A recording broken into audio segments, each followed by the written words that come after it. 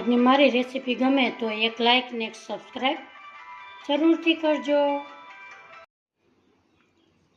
હાલો, જય શ્રી કૃષ્ણ.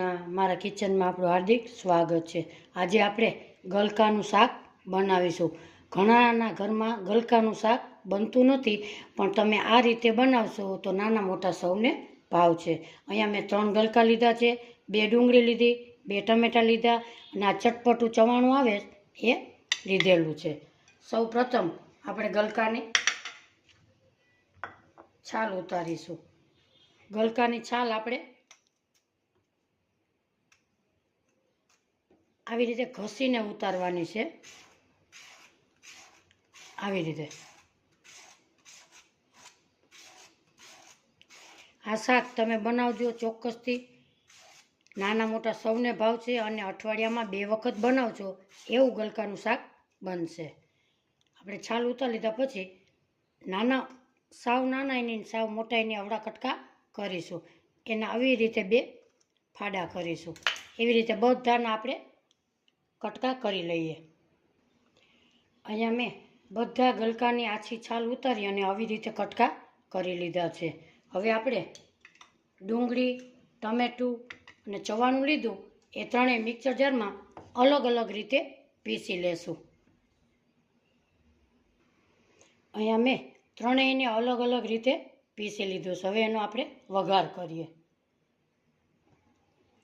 અહીંયા આપણે ગેસ ઉપર એક પેન મૂકેલી છે. એમાં 3 થી 4 ચમચી તેલ ઉમેરીશું. તેલને આવવા દેશું. આપણું તેલ ગરમ થઈ ગયું. અડધી ચમચી રાઈ નાખીશું, અડધી ચમચી જીરું નાખીશું, હિંગ નાખીશું અને 1 ચમચી વરિયાળી નાખીશું. એને આપણે સોતળી લઈએ.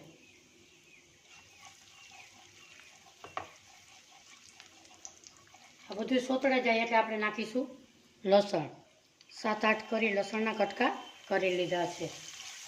એને પણ આવી રીતે સોતળી લેશું. આપણે ડુંગળીની ગ્રેવી કરી હતી એ ઉમેરીશું.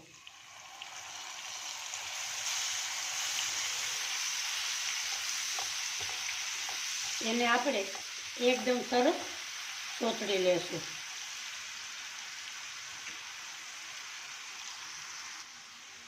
આપણી ડુંગળી એકદમ સરસ સોતળાઈ ગઈ, તેલ પણ છૂટું પડી ગયું છે.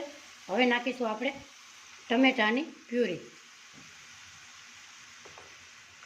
એને પણ આપણે સરસ પકાવવા દેશું.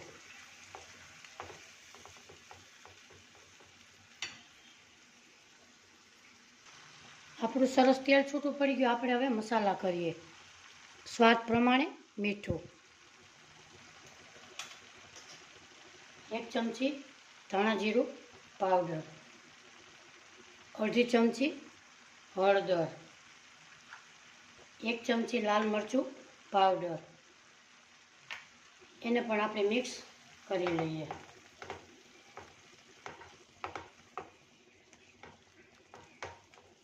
હવે આપણે ચટપટું ચવાણાનું ઓલું પીસું હતું એને પણ આપણે ઉમેરી દઈએ. એમાં નાખશું આપણે 1 ચમચી ટોપરાનું ખમણ. ટોપરાનું ખમણ નાખવાથી એનો સ્વાદ ખૂબ જ સરસ આવે છે. નાના બાળકોને પણ સરસ ટેસ્ટમાં લાગે છે. હવે આને આપણે તેલ છૂટું પડે ત્યાં સુધી 2 મિનિટ એને ઢાંકી દઈએ. હવે આપણે ઢાંકણને ખોલીશું. આપણો મસાલો સરસ સોતળાઈ ગયો છે. હવે એમાં નાખીશું આપણે ગલકા.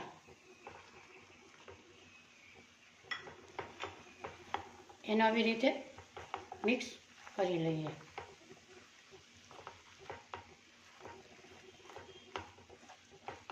આપણા ગલકા મિક્સ થઈ જાય એટલે એમાં નાખીશું આપણે અડધો ગ્લાસ પાણી.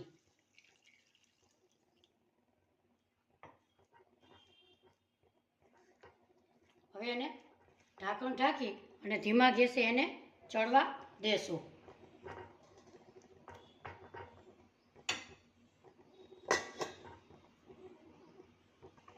વચ્ચે વચ્ચે ઢાંકણ ખોલી અને આપણે આવી રીતે હલાવતા રહેશું. ચવાણાના હિસાબે આપણું શાક નીચે બેસે નહીં.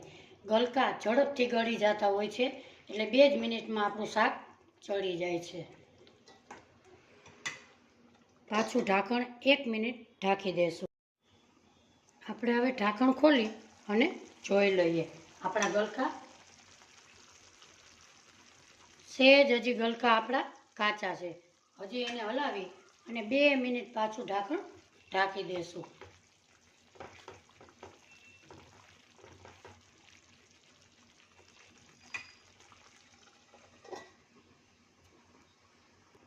આપણું શાક ચડ્યું કે નહીં એ આપણે ચેક કરી લઈએ.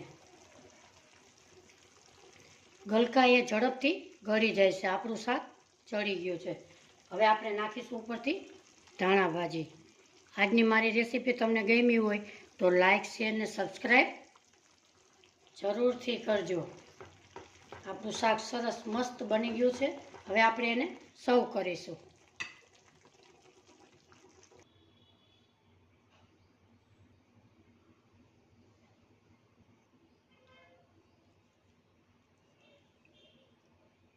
મારી રેસીપી આજની તમને ગમી હોય તો લાઈક, શેર ને સબસ્ક્રાઈબ જરૂરથી કરજો.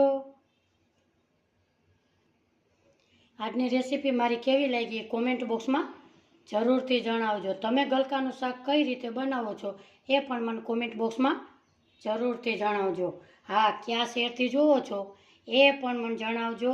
એ જોઈને મને ખૂબ જ આનંદ થશે. ફરી મળીશું એક નવી રેસીપી સાથે. ત્યાં સુધી બધાને મારા જય શ્રી કૃષ્ણ.